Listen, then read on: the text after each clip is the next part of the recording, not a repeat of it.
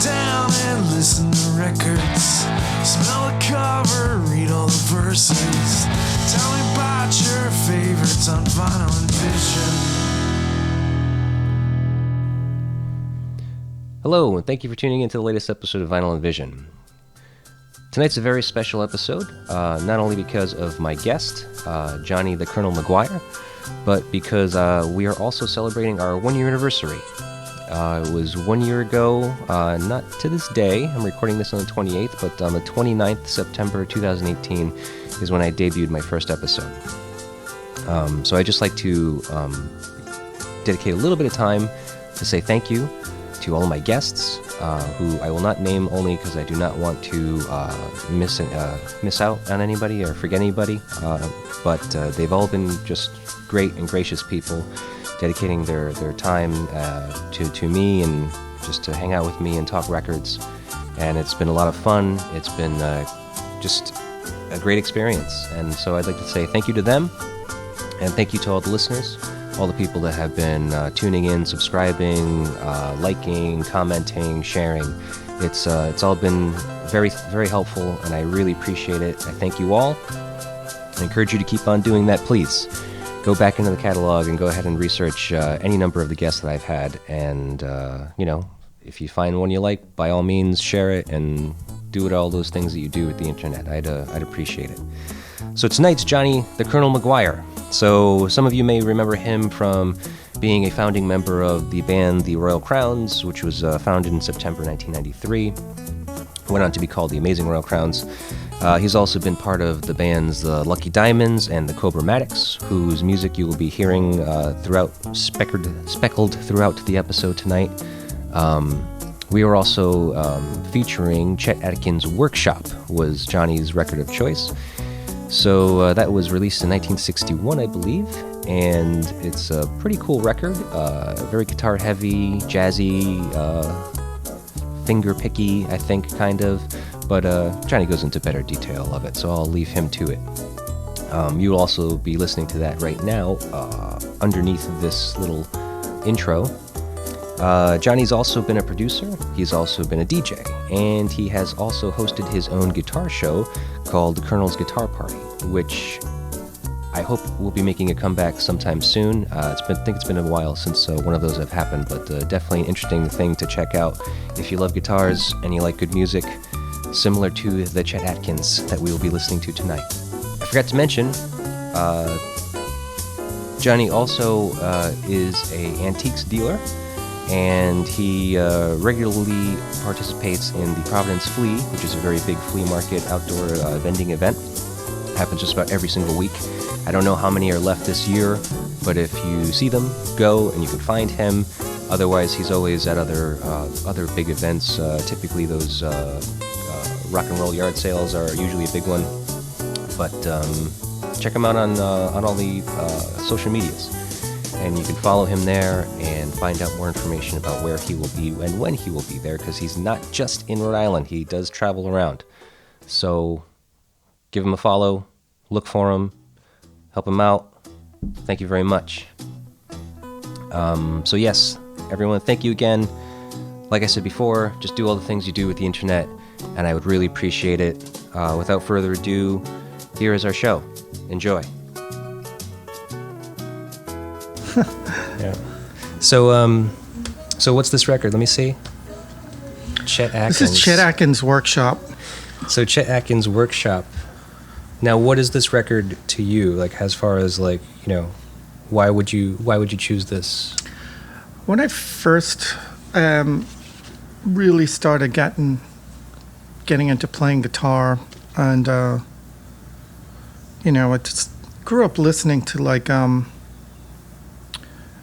I remember being a kid and looking at the TV, and it was like they were showing all these commercials for people that were from the 50s, and it was reissuing all those records and stuff. It was the Everly Brothers, it was Bill Haley, it was Buddy Holly, it was all this stuff, and Elvis, and so that's what I liked as a kid. And then there was all this rock and roll going on too that I was into. But then when I started getting into guitar, I was really into certain guitar players, but then I would see what they liked, and I would go backwards into what they were into. And then once I discovered the Chet Atkins stuff, like Chet Atkins was a household name, but I didn't really know. It was like, oh, Chet, you know, like this country guy. Everybody thought he was like the most famous country guitar player,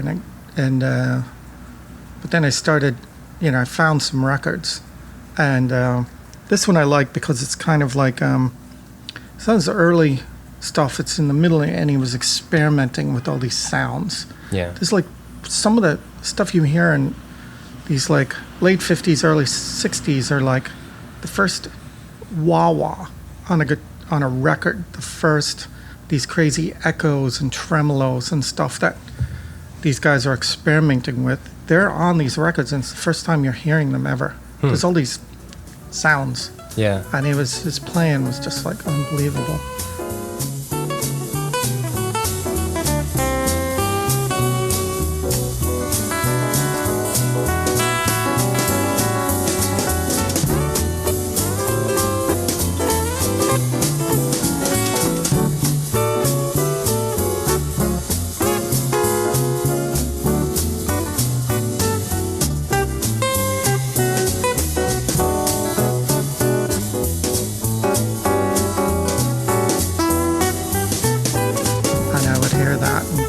You know, everybody, I think a lot of people know me. They're like, I was like really into Chet, and I like all kinds of things, but he was the guy that really got me going into, you know, just trying to be a better guitar player and also be a good person. This guy was like one of the nicest people in music, and I looked up to him. You know, like this guy's a great model. Yeah. As a person, you know. Yeah. Without him, in what he did, there wouldn't have been so much music. Yeah. He inspired everybody that got, you know, Scotty Moore and Dwayne Eddy and the Ventures and all these other people, even blues people. I talked to B.B. King one time, and he said, "What do you like?" And I was like, "Well, I like, you know, these guitar players." And I was kind of like a little embarrassed because I was, you know, most people go, "Yeah, I'm into this blues guy." And I'm like, he's like, "What do you listen to?" I'm like, Chet Atkins, Dwayne Eddy, the Ventures, Mickey Baker. And he's like, "Oh my God, I love all that stuff." Oh, yeah. He's like, those guys, we were all trying to be like that. Even I, growing up in Memphis, we were trying to be like Elvis. And Right. he's like, it's not what you think for some of those blues guys. They think, oh, they're going to be into Blaine Blake or Charlie Patton and stuff. He's like, no, we were into Chet. He was like, Right. everybody was into him. He thought it was Yeah. funny. Well, And if he's so innovative in his like style of playing, like obviously introducing like effects pedals and stuff like that to his playing and introducing it to the world for the most part, obviously other players are going to see that as an influence and kind of like look to him to kind of like see what he's doing so that they can kind of pull off that as well. everybody was into Les Paul, and even Chet was into Django Reinhardt and Les Paul and Merle Travis and other in blues guys and stuff, and that's where he got his thing. But he started to create his own technique, and but Chet and Les were like pushing the envelope, like the multi-track recording, Right. all kinds of studio things, and they were way ahead of the curve, and they influenced everybody. Right. And yeah, there wouldn't be, especially like when you get into so many people. The Scotty Moore took what Chet did and made it more rock and roll. He's the guy that was really heard all over the world on the Elvis records. People were into Chet, but Scotty made it huge. He made like this guy playing these cool things behind the biggest singer in the world at the time, and that got everybody into that stuff, and then back into Chet. And you know, the Ventures, like with Walk Don't Run, that was a huge hit, but they got it from listening to Chet records, and he got it from this guy Johnny Smith, who was a jazz player. So they would take things and redo them and then make it their own way, and then it got to different levels. So but Chet was really the guy that Yeah. you take him out of the equation, music is a different world. Right. And he also was not just a player, he was moved up the ranks in RCA and signed Dolly Parton and so many different people. You know, it was just he brought Elvis to RCA from Sun, and there was just tons of people that he got their careers going. Yeah. He was very humble. He was so down to earth, and everybody loved him. Yeah. And he influenced everyone. So let me ask you a couple of questions, because I personally am not very familiar with Chet Atkins nor that era of music. This to me, from like my layman's perspective that I'm telling you about, is a very heavy, like guitar heavy era in music and rock and roll, like the beginnings of rock and roll. Yeah. Coming from, I suppose, a jazz and blues basis. And well, it was the electric, you know, when the electric yeah. guitar came out, it was like, it was people, it started to get into the hands of like people that were playing blues, but then it was also country. Mm-hmm. They started getting these early, they started making, it was like Fender and Gibson and then Gretsch, but it's like putting the guitars in the hands of these people they thought were the most influential. They would go, Leo Fender would go to concerts on the West Coast and, hey, here's this new guitar we just invented.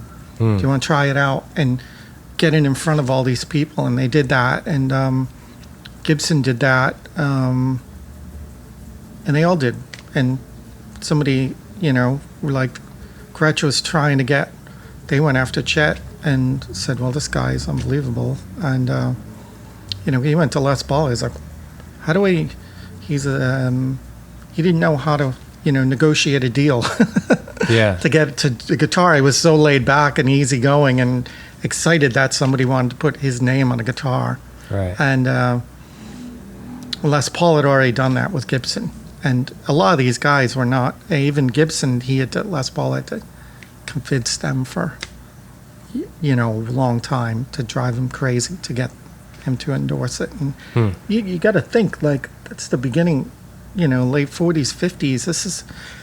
We're so used to electric guitars now and all the stuff, but back then it was this radical instrument. Even, well, and then like what you were saying about, you know, him trying to, getting convinced to get to sign on to RCA, right?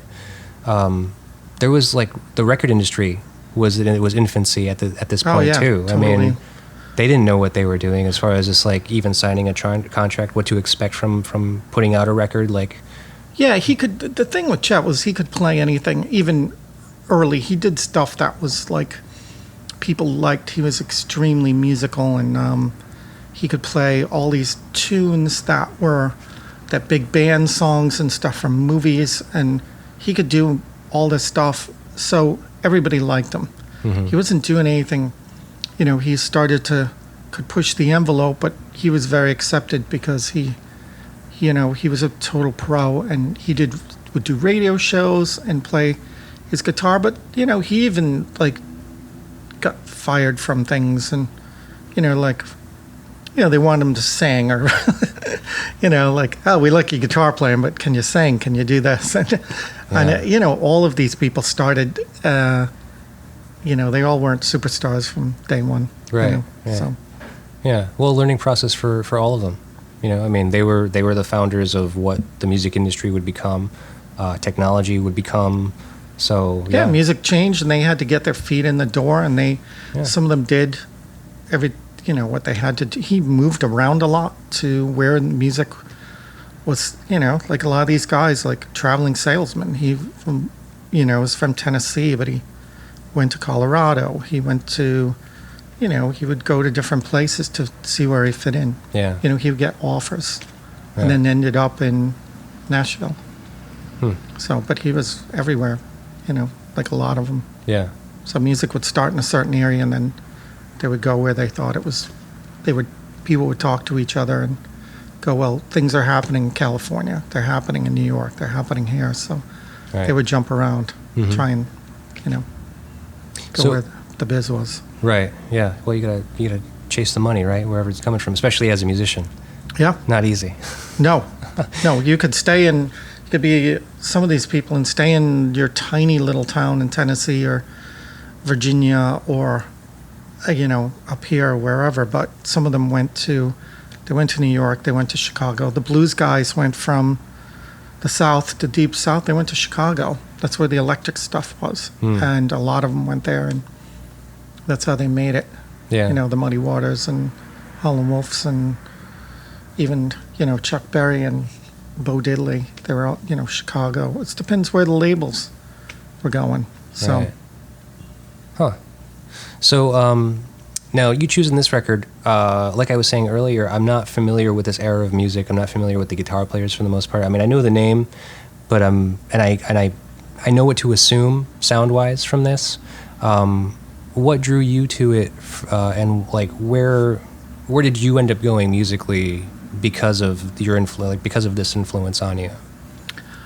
Well, the sounds were like these crazy echoes, and like it's really unusual and pure too. It was really clean, but this guy's playing was like he playing with his thumb and his fingers, and it sounded like 2 or 3 guys at the same time, and it was one. And some of his records he made in an afternoon, and it's like 10 songs of this unbelievable. Some of his early stuff was like a few classical songs, and then a few rock and roll things, and then a few jazz things. Everybody, I think back when I got into it, thought he was country, but he could play anything, and he inspired all the rockabilly and surf and everything. Everybody, was thought him and Les Paul were, the pioneers, the innovators. They were for Merle the Travis, and there's other guys too that did it, but they're like the big ones. Yeah. So, I mean, I just thought he was really cool. Yeah. I love seeing the records. I love seeing the Gretsch guitars on the covers, and I think this stuff made a big difference for everybody who was for George Harrison, for Eric Clapton, The Edge, anybody that was, all the British Invasion guys, Jimmy Page, all of them were, liked seeing the old records and just getting this thing and go, wow, that guitar's. Yeah. A lot of people that got into music saw the guitars. And so you think it was a lot of a visual kind of inspiration just as much as it was the actual music? That oh was yeah, on the big record? time. It was like, look at this crazy guitar. I want a guitar like that. Right. It's going to make me sound great. That big that semi-hollow body, right? Like, yeah. It was just like, wow, that's where it's at for me. And some people like new, I'm into new instruments as well, but looking at this stuff back in the day, and I was like, holy. Yeah. That's where I want to They be do going. look pretty amazing. I mean. Yeah, the Gretches they were so cool, and colors were amazing, and they had all this great hardware on them, and right. In all his early records, they gave him this cool new model, and he would put it on his covers. And the other thing I loved about the Chet records was they always had a date on the back. Like a lot of records don't have that. That's a tiny thing, but to me, it's like, okay, now I know when this happened. And a lot of times you look at records and it's like, I have no idea when this was made. And you have to go do all this research. It's like, oh, Chet, 1961. So you can tell, when he started doing stuff and, what was going on at that time. May I take a look at it? Yep. Just because, so it's the copyright date, right? So Yep. Now even for reissues, the copyright date remains the same. But the publishing will change to be like, 2013 or whenever it was reissued. Yeah, but they I think they reissued these things on CD. I don't know if they put his stuff out on vinyl again, but yeah, I don't know. I wonder. Should. Let's take a look at that. So this is your own personal copy. This is a copy that you would not sell at one of your fairs, right? No, I keep like. Looks great. I've collected all his stuff and the Ventures and Duane Eddy and all that stuff, and I've keep most of those. I get some of those here and there, and I do sell them, and it's exciting for me because this is stuff I really like. Like, it's not stuff that, like, I get a lot of people and they're like, well, what, I said, what are you into? And then I said, well, try this out and try this record, and I like it when people let me refer things to them. So like, well, this guy's one of the best guitar players that ever lived. So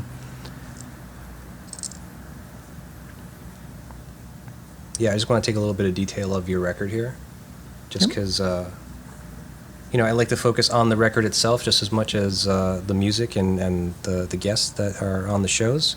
But like you're saying, what I find intriguing about this record is the photo here on the cover. You can see all of that technology behind him, all of that new stuff that he was, I guess, experimenting with. Well, because as well on the back here has this funky drawing. Yeah, the crazy thing about him was that was in his house.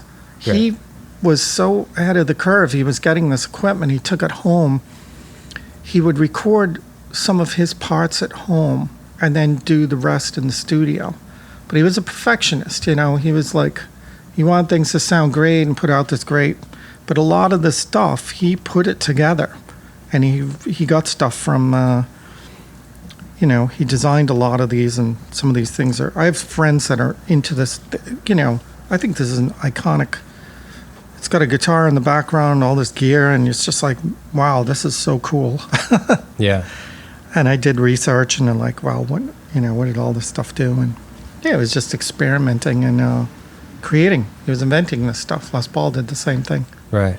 They were making, multi-track recording and way ahead of everybody. Mm-hmm. I think this is it's great because it's sort of like, he'd been around for a little while. He started in the mid-late 40s, and by the late 50s, early 60s, he was rolling. And not just as a musician, but, into, with the RCA and all kinds of things. Yeah, he was well established, but it's just cool. Yeah. So now, when you were describing the influence of this on you, you had mentioned something about, you used the word rockabilly, as in like those people like gained their influence from this, highly, of course, heavily. I would use that same word to describe what I know of you and your musical styling and the music that you've done, that I know that you've done. That's fair to say? Yeah. And what put you in that direction? Because I don't know, rockabilly to me is a very strange thing, because I feel like it's a very much a lifestyle. Is that right? Well, it is and it isn't. I mean, some people think it is. To me, it's the music, and it's almost, it came out of country and blues, and they took this stuff and made it more energetic and upbeat. It was really like punky. Yeah. Rockabilly was wild. It was like kind of rebelling against like big band stuff. It was simpler, smaller bands. Like, there was jazz and swing and stuff in certain areas, even Western swing. They were bigger bands. It was a big full sound. Rockabilly was like much simpler. Mm-hmm. And the guitar players were trying to do as much as they could with one guitar. And they were trying to do horn parts and hearing whole things and trying to cram it onto one guitar. And, Chet could do so many things. So I don't know if people really ever consider him rockabilly, but he could play anything, and he influenced, like Scotty Moore and all these other people that were the first people that really played it. Yeah. So they were into blues, but everybody wanted to be like him.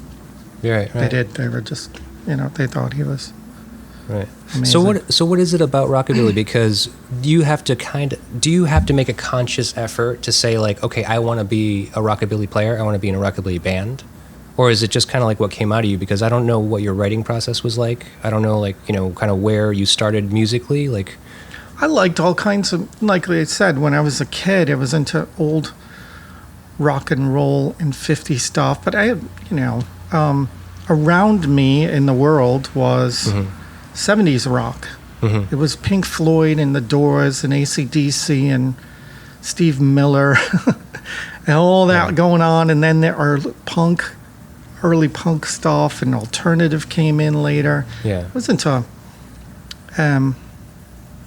all kinds of things, but then once I started to play guitar, I got it was more into like kind of like stuff at the time that I thought was cool and unique, and pushing it and stuff that was the people that I liked were like The Edge and Johnny Marr and Peter Buck and new bands in the 80s, Replacements, Husker Du, all this, tons and tons of stuff. But they were all, when I read interviews with them, and I was always doing research on people and where did they get their sound from and how did they come up with this.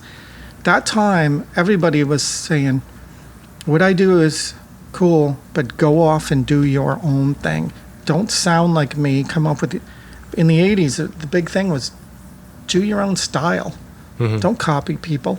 Yeah. And like, so I that was important for me. Like, yeah, I got to do my own thing.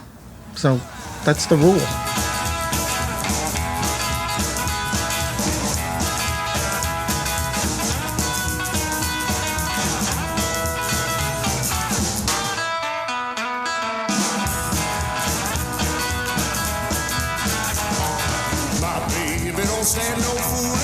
That was yeah. Nobody was like, you could go copy, and there was always people that copy somebody's style, but I was like, I'm gonna come. I didn't know how to play. I went out and I remember seeing like U2 live at Red Rocks and seeing The Edge, and I'm like, or The Clash, and like bands like that, and being like, wow, this is so cool. I want to be like this guy. So I went and bought a guitar. I went out and bought this Black Fender Stratocaster. Literally I had no idea how to play a guitar. I didn't know how to tune it. I didn't know anything. I didn't know you had to tune it. So I bought this. I had a neighbor that worked in the music business, and I said, I want a Black Fender Stratocaster. I want to be The Edge. Mm-hmm. Or like, and he said, all right, comes over one day with, how much you want to spend? I said, well, I have $300. And this is in 1985. And he said, he comes over with this black Strat, and he said, I got this at this place. And so I gave him the money, and I just would pull it out every day and look at it. I didn't know how to play it. I didn't know how to tune it. I went and got a tuner. Then I started sitting down and just trying to learn. Yeah. And I figured out very quickly that I wasn't good at learning other people's stuff. I couldn't figure it out. So I just started writing things, just really simple things, and that's how my playing progressed. But I was not good at learning. So how old were you when you started? 18. Wow. Yeah. Okay. Was late to the game. Yeah. That's amazing.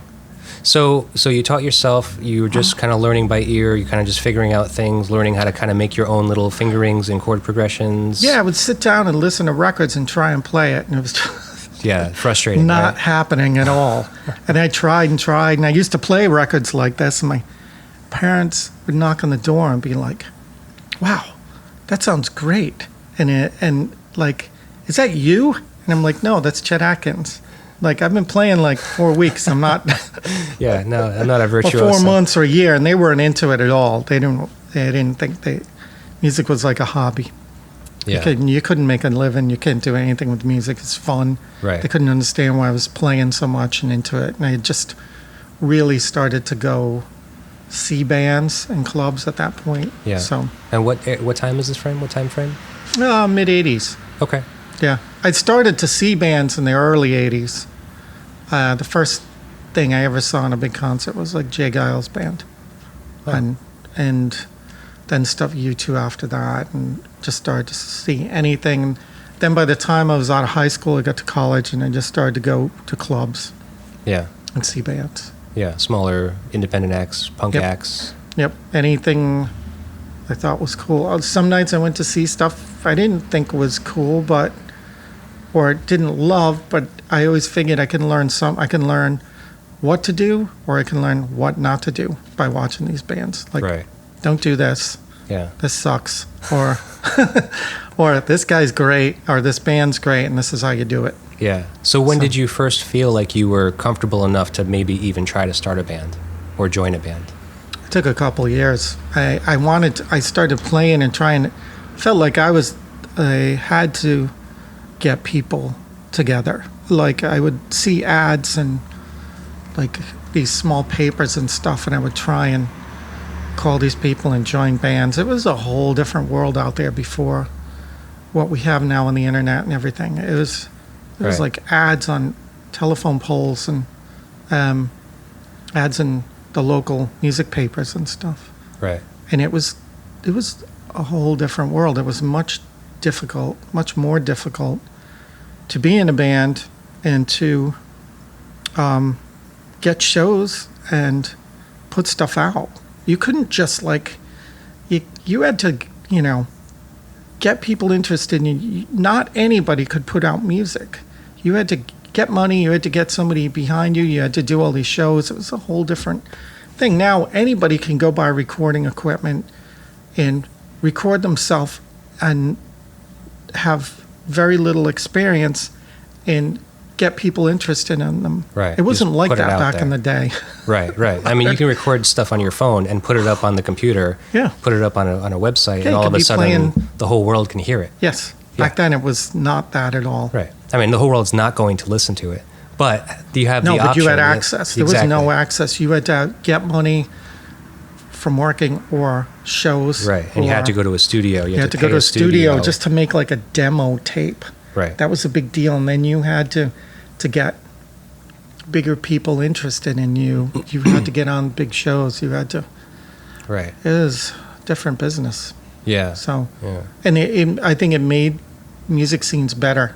You had to work harder. Right. You had to be better to get people to notice you. It's You true. had- There's you a had- certain ethic that you needed to kind of learn to kind of like say, well, I have to compete with these guys that are on the big bills that like Oh yeah. to just get your foot in the door, to get respected by anybody, to even have you booked. Yep. You obviously had to show that you had the chops. Yeah, yeah. You had to make recordings and send them to people, and Right. yeah, it was, yeah, totally different. Right. So what's I don't the think I think it's great now that people can record things, but right? I get things on like my Instagram feed, and it's a band that's brand new, or somebody that hasn't been playing long, and they're just paying to get a commercial, and I'm getting to see these people that just started playing. Like, Right. I don't even feel comfortable putting stuff out there that is new, but everybody else does. It's like I'm like more like picky, like, oh, I want this to sound good and Yeah. sound finished and be professional. Not like just writing a song and throwing it out there on the Right. internet and letting people think, hey, tell me what you think. Right. To me, that's crazy. Well, you had that ethic, burned into your mind Yeah. earlier on, being like, well, this is the way you do it, which is a good ideology, I think. I think Yeah. that more people need to think about that. It's just like, yeah, you can just put out shit all day long, every day, but is it worth it ultimately? No, you want to polish this thing down, Yeah. make it presentable for people so that when they hear it, they're like, wow, this is good, this is amazing, because you can see it. You can see it on a band. Like if you see two bands in the same night, you're like, that band has been touring for months straight. When the other band's just like, whoa, they like practice twice a week, maybe. Everybody's got to start somewhere. Everybody's, you're learning. But, sometimes, I don't know, people can judge you so easy. Like, you could be somebody new and put something out there, and if it's not great or people don't like it, you're stuck with that for a long time. Right. Like, people just go, oh, I saw that guy, I don't think that was that great, or... Right. And then you got that reputation. It's like you kind of want to put things out there that are, the best you can do it. And like I just said, like everybody's got to start. People understand. Like when I started, I had no idea how to play. I was learning, but I was trying. People understand that, and I was always improving, so they got it. But you just got to be. I think you got to be careful and about what you're putting out there, and just make it your best thing. People understand; they can tell if you're sincere. Right. They can tell you're working on stuff. Yeah, You're you can play 3 notes. That's okay. Like, just make it. Try hard, Right. So, what's the first band you ended up getting into when you were, checking out these, little boards and stuff, trying to reply to ads or whatever? I tried playing with, like, I'll try out for this band and that band, but it was, it wasn't like. I started a thing when I got to college, and with some guys, and they were much better than me, but they were nice.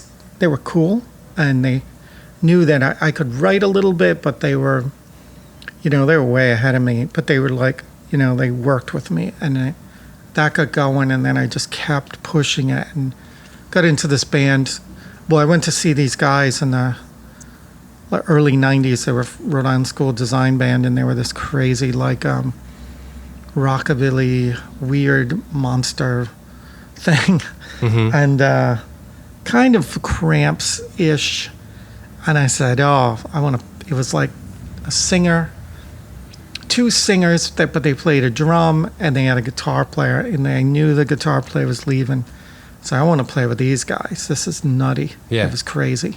So I approached them, and they said, yeah, this would be great. So I started really working with that thing. And that's when my songwriting got better. And but it was simple stuff, very simple. Did that stuff. band have a name? Like, what was it? It was that? called the Phantom Creepers. Phantom Creepers. And it was like 1990, 91.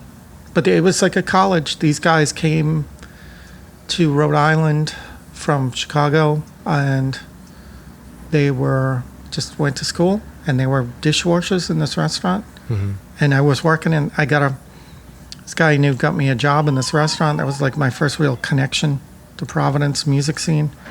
So there, all these musicians would come in, and surrounded by, it's more in the music scene. It's getting into the music scene and meeting people. And that's how I met them. And then we started doing shows. But, we tried to record some stuff, very simple. Was living in a house with a guy who was in a band that was doing well, recorded us, put us on like a 45, and we did one thing on our own. But then they finished school, and that was it. They left. Like people in Rhode Island back then, they would come here, and as soon as their last day of school, back on the airplane, see you later. Right, yeah. Now people stay here, but back then they didn't. Yeah. They just came, went to school, did their thing, and they were gone. And then us locals would stick around and manage the fallout. Yeah, and then connect with other people and go see. I just always, every night, I was going to see bands. Mm-hmm. I was either going to see bands or in a bar, talking to musicians and learning, and just always trying to pick things up and listening to music like crazy. Yeah. That was the other half was sitting with the guitar, but the other half was immersing myself in socializing. music. Yeah. Just watching and learning and checking things out. Becoming part of the scene, kind of immersing yourself in the culture. Yeah. Because it really is one. It's really, totally. It's kind of strange, but yeah. Oh no, it's a massive thing. I think that's important to go see music, And being invested in your scene in your city, whatever it is. Yep. Yeah, it was so different. The clubs were, people were into going to see music all the time. They went to see big bands, they went to see small bands, and you could see at the time there was a lot of great stuff. You could go up and coming at that time in the mid 80s or early 80s through the late 90s. There was so much stuff around here that bands, everybody would come to Providence. Yeah. They would, whether it wasn't always like Friday or Saturday night, but everybody came through here. There was like a stop between New York and Boston. Right. So it was on the circuit. Yeah. So, I guess we had some decent venues too at the time. I mean, even historically, we've actually had what was it, the Providence Theater or something? It used to be on North Main. Oh, there was a place. It was. I don't remember what it was called now, but it was right next to where the parlor is now. Yeah, it was. Well, it was Rhode Island Auditorium. Oh, okay. And they had a club in there. I'll remember it. But that was where it was Center State. No, something like that. But it was where a lot of punk new bands were playing in the early 80s. Oh. U2, Stray Cats, everybody, like big alternate bands were playing there. Yeah. You name it at that time, that's where I think it was Center Stage, it was something like that, on the main event or something. Cool. But I started to go to the old living room. Not the first one, the one that they called the Bubble, and then Club Babyhead, and the first big shows I saw were the Providence Civic Center. But I saw college shows at Brown University. Mm-hmm. They were always bringing cool stuff. So Yeah. the college ones, I saw stuff where I was, and that was fun to go see these new up and coming bands. Yeah. And you could get close to them and talk to them, and Right. it's crazy. So you got to meet a lot of like really, or at least kind of see and possibly interact with some of these now probably massive or influential or cult-like people, right? Yeah, I mean, I saw stuff from, like 5 feet away that, in when there was 20 people there, or 50 or 75 Mm-hmm. or 400, but compared to 10 or 50,000, yeah, that's seeing these great bands at the time with 400 people was pretty. Yeah. The first club show I went to see was the Replacements Wow. and the Tim tour, and it was insane. I was like 18, and I got in somehow. Drinking age was 21, but and they were crazy. They were drunk as hell, and they could barely play. Yeah. But I mean, because they were wasted. It's not like they had great tunes, and Right. they were just so drunk. But it was like, this is awesome. Yeah. It was wild. I started going to see bands all the time, Who's Kadu and Chameleons, and anybody that was up and coming, and all these cool local bands that were around here. And Mm-hmm. so, but a lot of it, was alternative. But I saw anything. I saw Social Distortion and the Cramps and the Red Hot Chili Peppers in front of 50 people, and Wow. tons of stuff like that. It was stuff here all the time. People were at these clubs that were actively seeking out great stuff and bringing it here. Right. I don't think that happens as much. Yeah. I think I see in Providence getting passed over a lot. Now especially. Yeah. Yeah. Right. There's nobody here bringing in certain things. I think that changed. The big factor used to be the record stores. There was so many record stores in Providence and up on Thayer Street, and they used to the booking agents would call the record stores every week and go, "Hey, I got a chance to get this band, Reverend Horton Heat, Southern Culture on the Skids, Big Sandy, or anybody," and go, "What do you think? Are they selling records? Are they selling CDs? Should we get them here?" Right. That's how they booked. Right. Wow. That makes That's how sense. they did it. It wasn't the agent. Like, the agents didn't go out to clubs every night. Right. They were calling the record stores and asking them. So Makes sense. yeah, Yeah. they would just sit at home and let them do all the work. Yeah. But they figured out how to do it. Huh. They figured who's selling records, and then the record labels would call the record stores too and go, "Who's the best bands, and do you have any bands that are drawing 5,000 people, or selling 5,000 CDs, or drawing 1,000 people?" That's Right. who we want to find out about. Yeah. That's how they did it Huh. at that time. So Right. Amazing. yeah, Makes sense. so different. I don't know. I'm a little bit out of it now, but I don't know if that's how things are. It's so much easier now, I think, to put yourself. I mean, but I also think you can put yourself out there, but I think it's clogged. The internet and music scenes are clogged with so many Oh yeah. musicians. Yeah. I think, and I've thought about this a lot in the last few years, is like, years ago, to be a musician, those were the weird people. They were the odd ducks.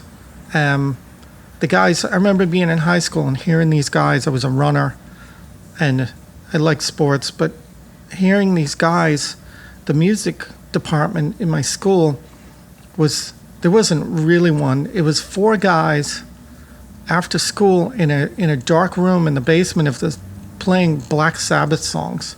That was like, those were the weirdos in my school doing that. And to be in a band, you were different. You were not normal. You weren't accepted.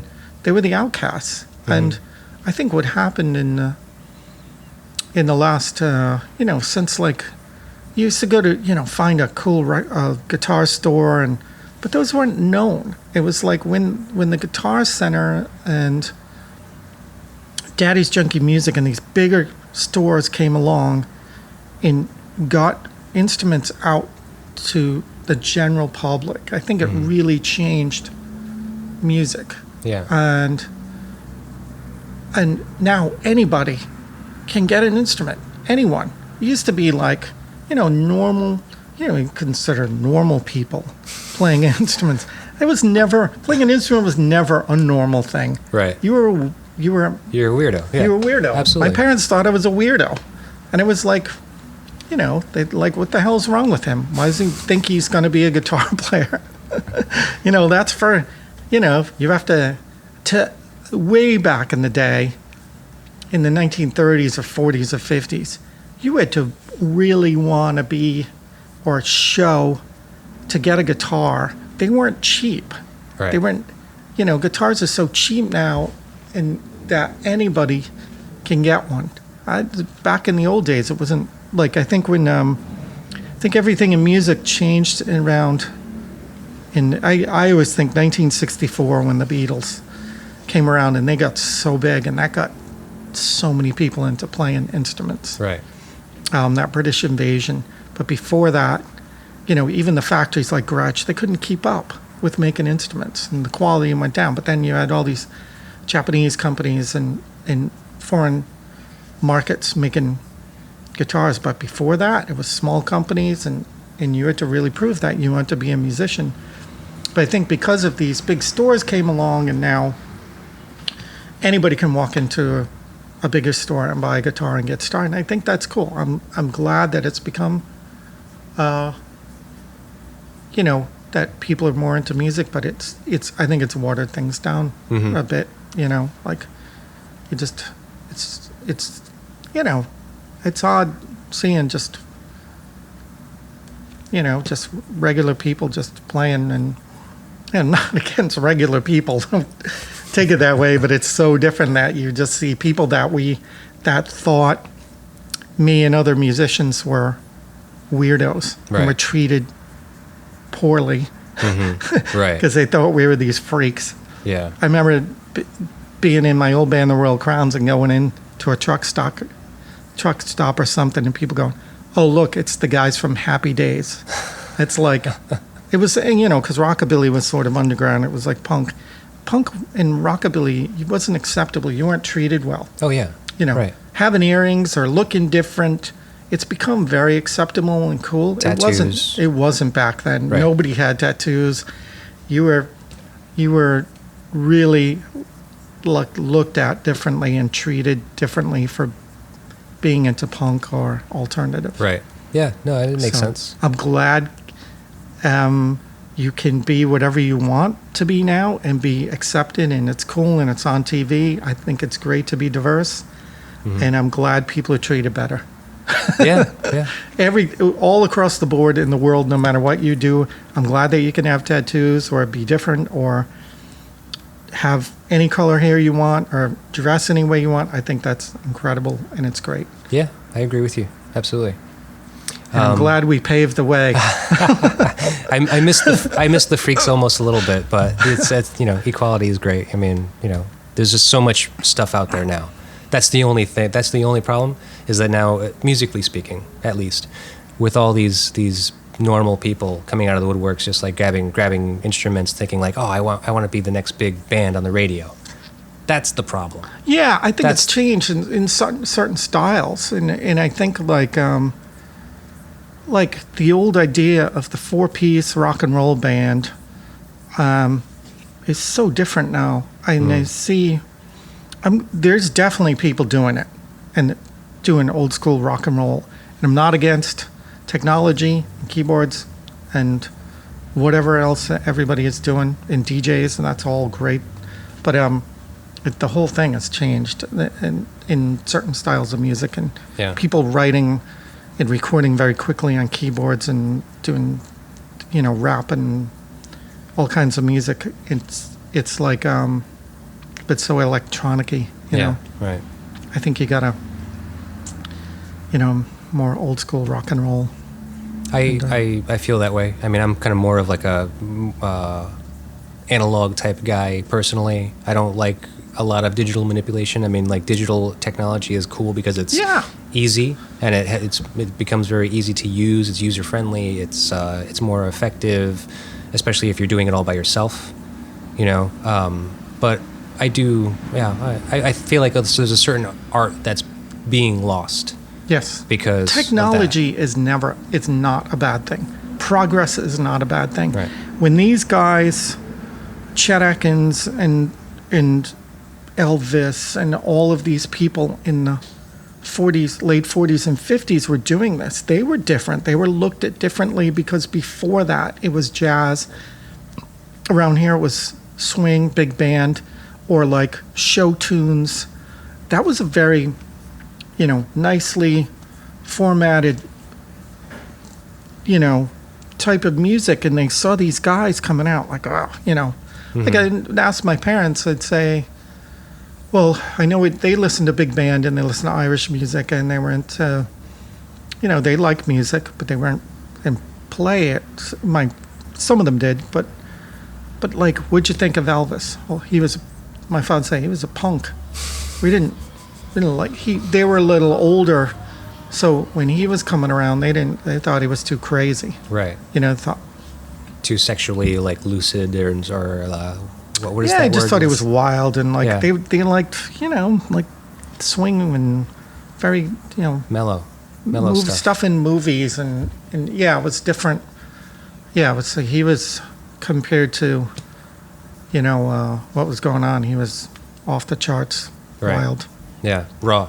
Yeah, raw. And the music had changed from being everybody reading sheet music and playing in an orchestra, and music was very organized. And when these guys came along, it became looser and it became more experimental.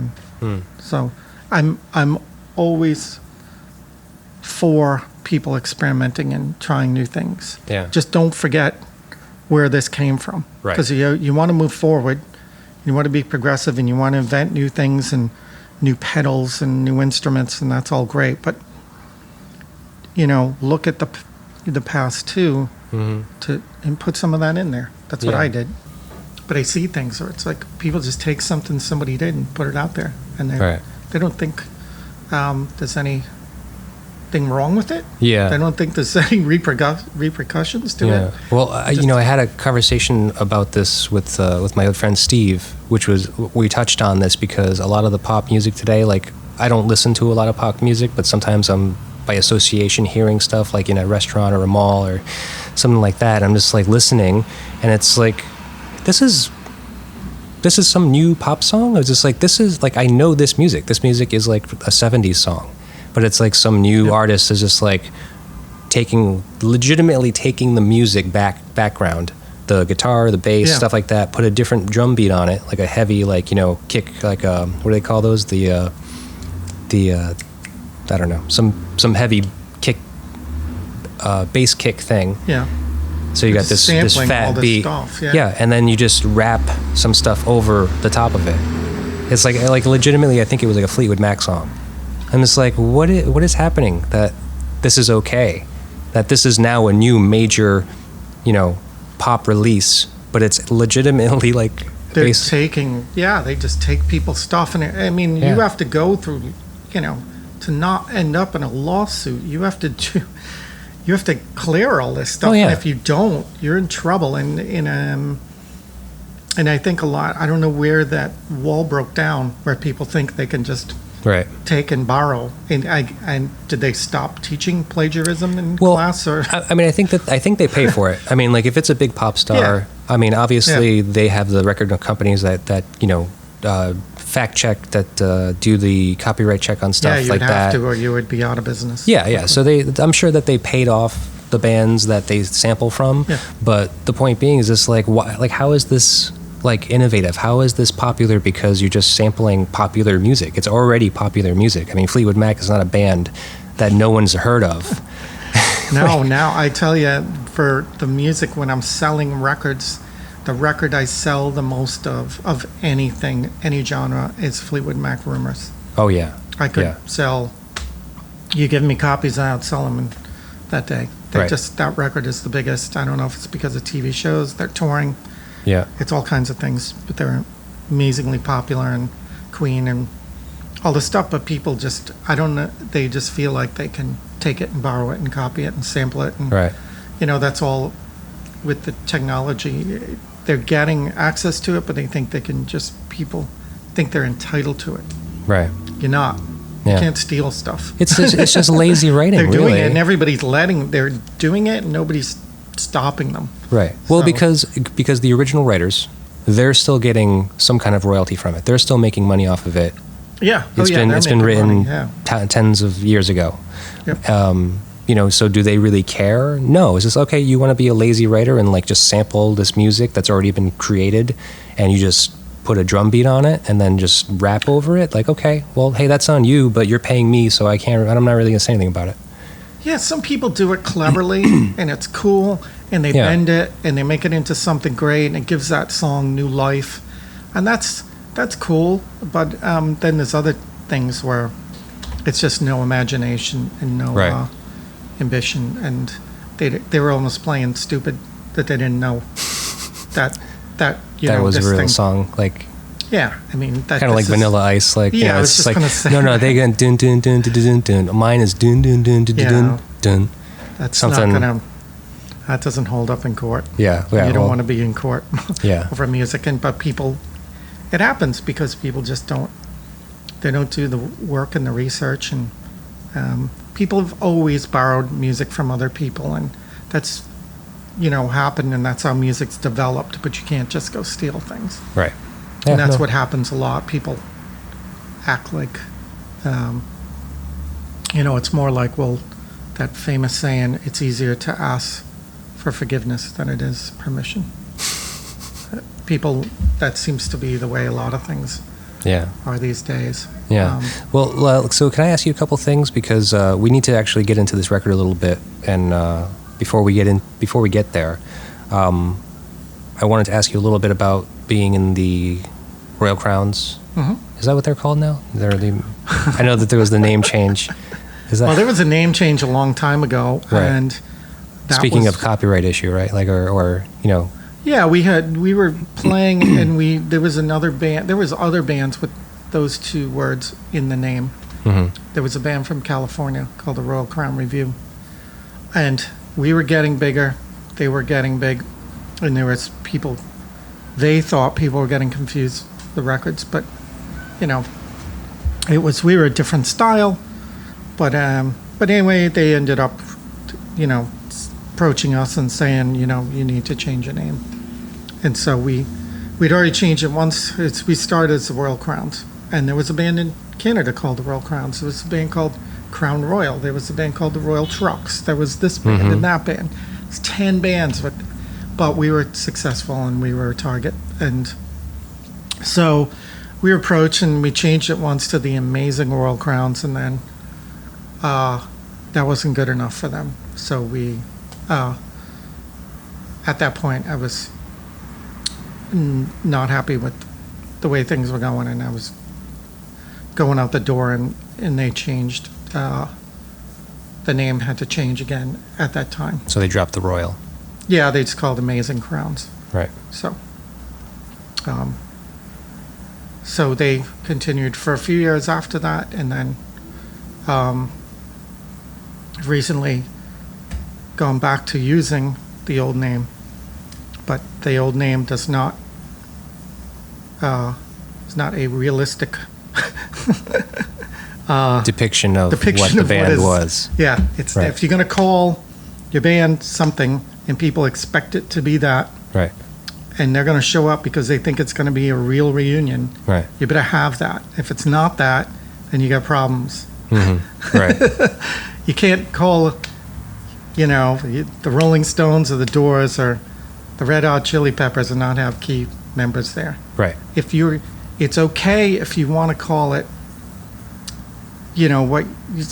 something else, what it really is. If you want to call it the Amazing Crowns, that's fine. Right. But you can't call it the Amazing Royal Crowns and not have me there. Right. Or, right. It's not the same thing. This is not the first reunion that they did. No, they've done a few. Right. And so you've never been approached for any of those incantations? I tried to put some together, and then then when they finally came around to doing it, I was approached, but we couldn't. I was, promised that I would have more to do with it. And then as it got closer to the shows, it got narrowed down to having very little, if anything, to do with it. Yeah. So in that point, I was just like, this makes no sense. Why? They're just using the name to draw people to sell tickets.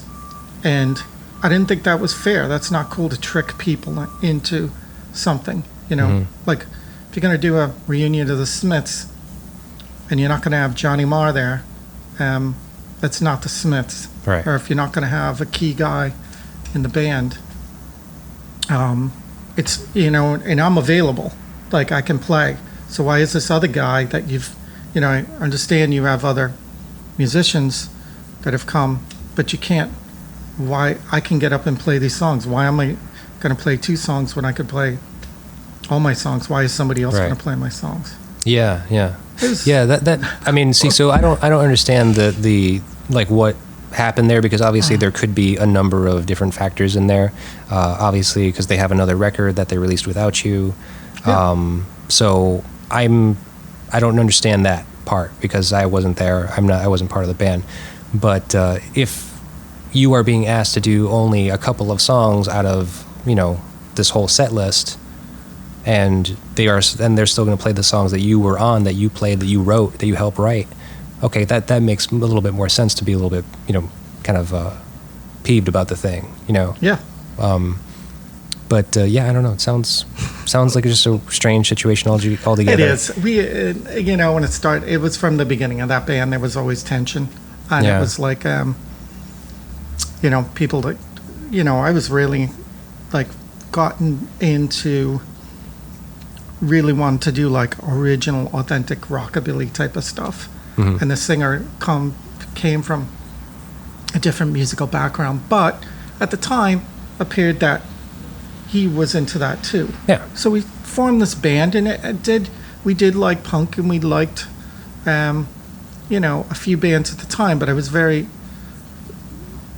adamant about making sure we didn't sound like them. I was trying not to sound like Reverend Horton Heat, or not to sound like Social Distortion, or Southern Culture on the Skids, or the bands that were a little bit ahead of us. Growing up like the Stray Cats, but not trying to sound like that, trying to create our own thing.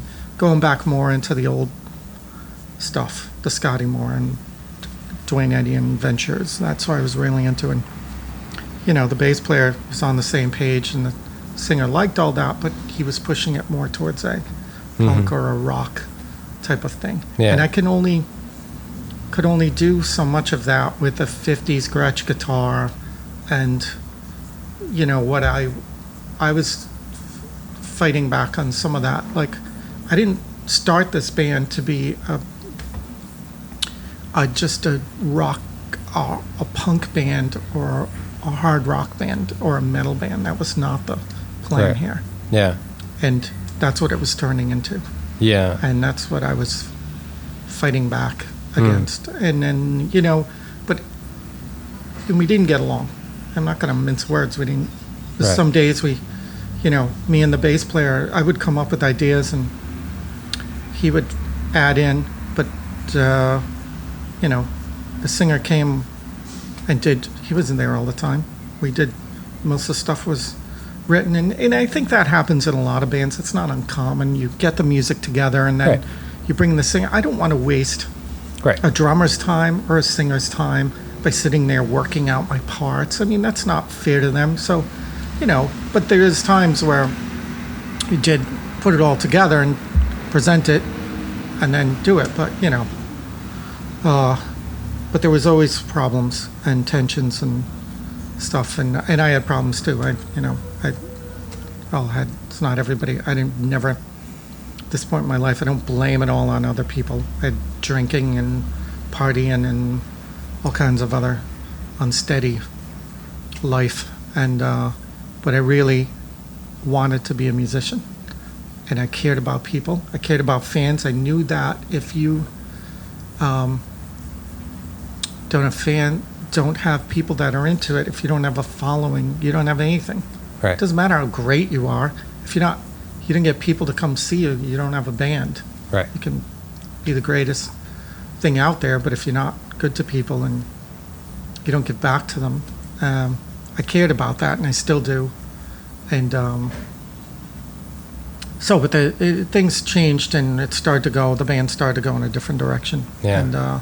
And we were also touring like crazy, and it was a lot, and we had gotten onto a bigger label, and there was pressure, and it just exploded. And what should have happened was taking a break and taking time off, and I didn't get that. I was like, I'm leaving, I'm done, pissed off, and and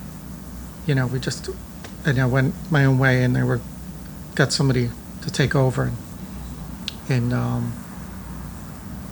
so I just went and did my own thing. I had music, and I felt like I can write and I can play, and I'll just keep doing that, and I can keep doing these things. Right. So it's like, I'll start another band. But once you are out of that loop, I went to the bottom. I had to start over again. It was like going to clubs and, hey, you're not in the band anymore, you can't get in for free, you can't do this. You have to, bands that used to open for me, now I'm opening for them as the opening band at 8 o'clock on a bill. I went all the way to the bottom. Yeah. And had to start all the way over again several times. Right. And the music scene was changing too. Right. After I left, people, the rockabilly thing and swing had come in, but it was now going out. And a lot of the local music scene had also changed. The clubs were changing, the people were leaving town, and it was all different things were going on. So it's sort of like, I think if we were more together, and I had, and I was more mature and grown up, and we all were, but I don't know if that band would have ever. Whatever would have lasted because of the nature of your relationships to begin with. Yeah. I don't know. It's not a great place to be in because No. I always associate being in a band as in being like in a romantic relationship, because if are with 4 people. Yeah. You're married to 4 people. Yeah, You spend a lot of time together. So I mean, and that we have all had our share of like bad relationships, things that we knew is just like, well, this is fun for now, but it's probably not healthy. Well, you could tell right off the bat. This is fucked up. Right. This is.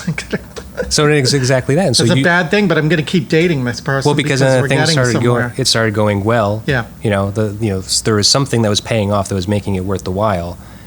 All the while, you're knowing in the back of your head, it's like, this isn't going to end well.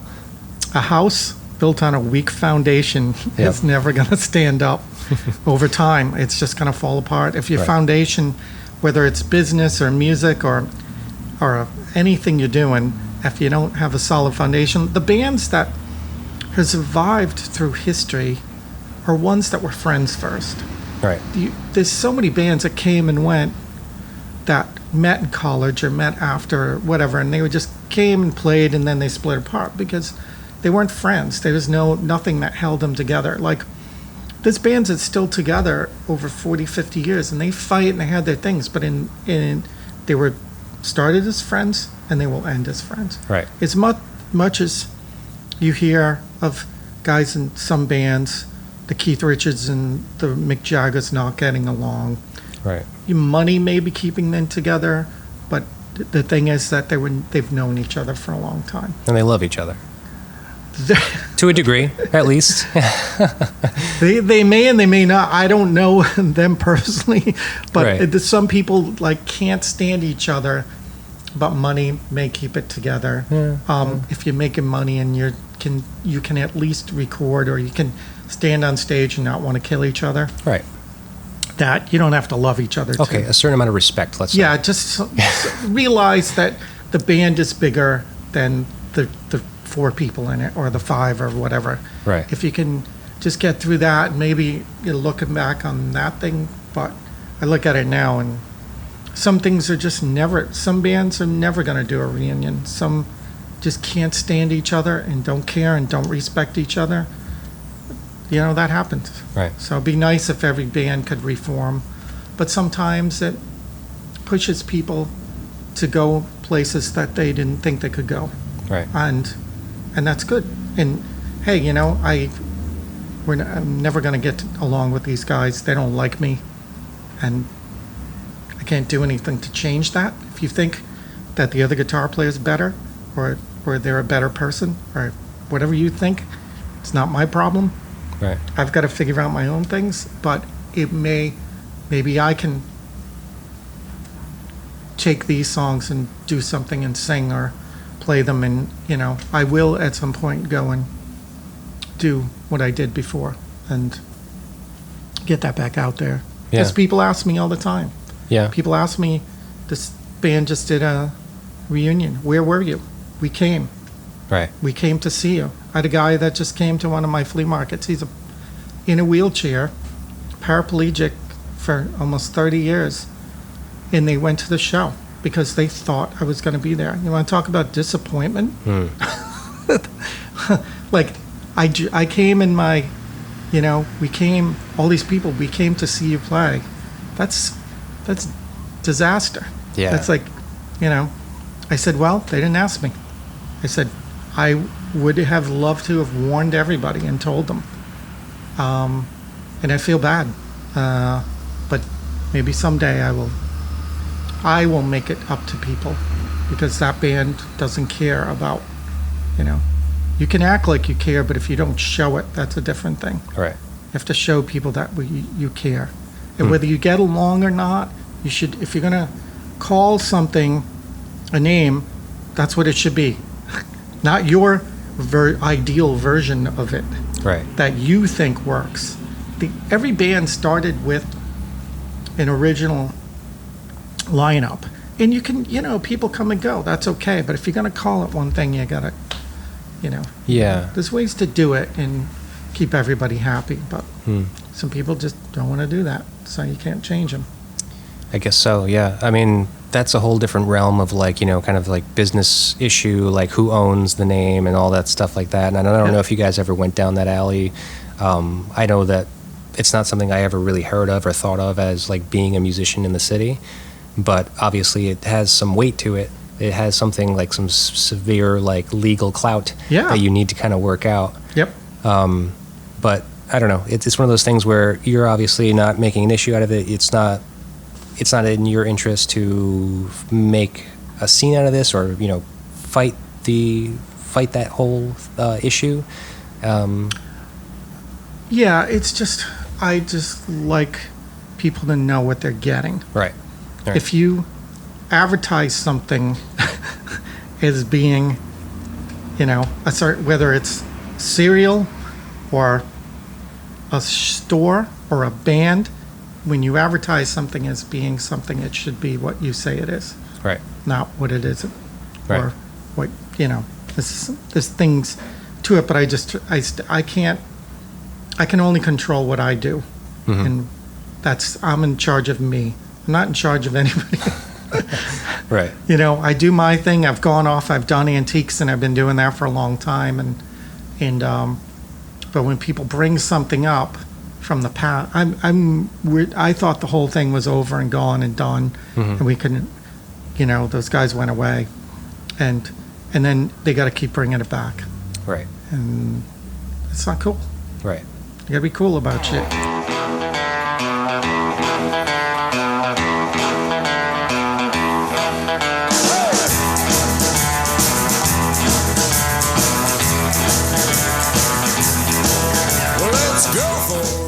Like when I was in the Royal Crowns, we not to go on and on, but we got onto this major label, and we went to this meeting and going to talk about the artwork for the new record, and they were like, okay, well, here's what we're thinking, and, you know, we know you guys have this, but we got this new, and this is 20 years ago, but at the time, this person was, well, we've got this Justin Timberlake album, and we're going to kind of do the artwork like that. We're like, what?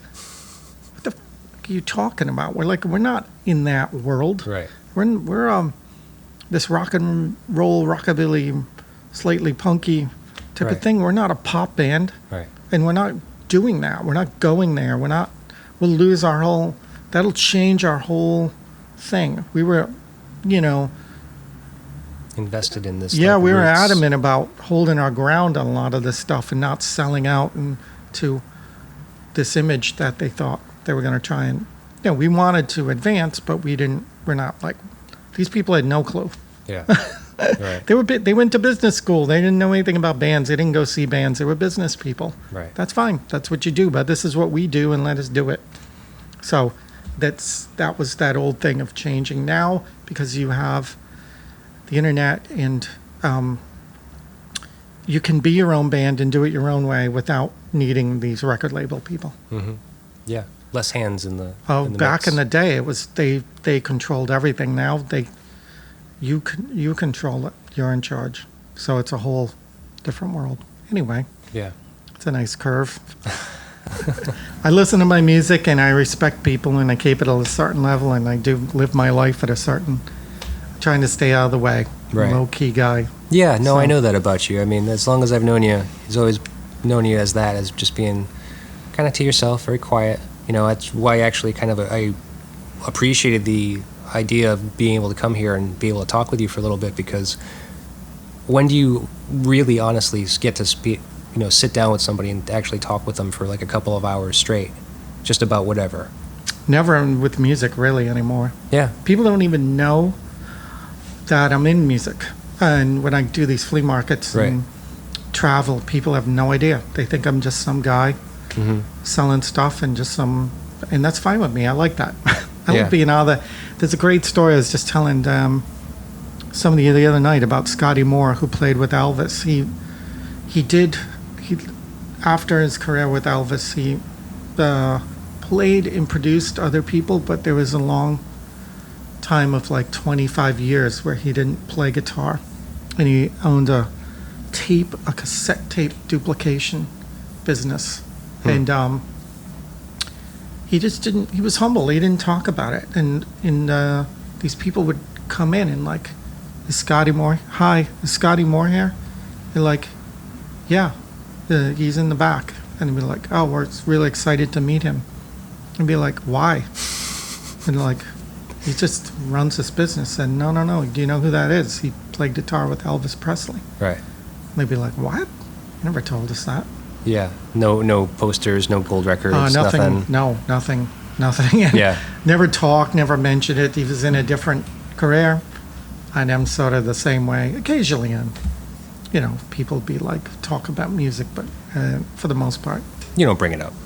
no. It's not like you're going to be like, hey, No. you knew I used to be in this band. Yeah, I was a rock star. Oh, nobody wants to hear it. They don't care. Right. It's like, a lot of times, time has gone by, and it's not. They don't know what it is. They haven't heard of the band. They don't, and so you can't like say, well, I did this and I did that. They don't know. They don't care. Right. It's like, Right. so you gotta, I'm not gonna be that old guy telling people I used to be somebody. Right. Because right now I'm not that somebody. I'm a guy selling records and Right. comics and antiques. Yeah. And I wanted to ask you about that too, because obviously that's what you do now. That's your main job, right? That's Yeah, your that's life. what I do. I travel around, and I'm also in Providence, been back here, and I do these local antique shows and other events, and that's what I do, and I like it. Right. So you're a good resource for me, because as a also a record seller, I mean, I'm a very novice and low level, dealer, if that's what you want to call it. But I was interested in talking with you because of that, because obviously you've been doing this for long enough, and kind of wanted to know, like, well, what's your, like, what brought you to doing this as like your career? Like, what made you choose dealing as a Another thing completely fell into it. Didn't plan on it. I had music was slowing down. The music scene was changing, and things happening with bands. And I had stuff. I always liked antiques and vintage stuff, and Art. collected it, and was into it, and loved the 50s and 60s and what they now call mid-century, but we always just called it 50 stuff. But I always loved antique things, and I just started I found this place called the Rhode Island Antique Mall, and I was going in there and going to vintage shops all the time, even when I was younger, and maybe I should try selling some of the stuff I have. So I went in and I got a booth in this place and pay rent, and you put stuff out and you sell it. And then I just started to pick up speed. I didn't know I would be selling records and comics and all this. I had no idea that was going to happen, and I'd be doing this full time. Yeah. No clue. Just happened. Yeah.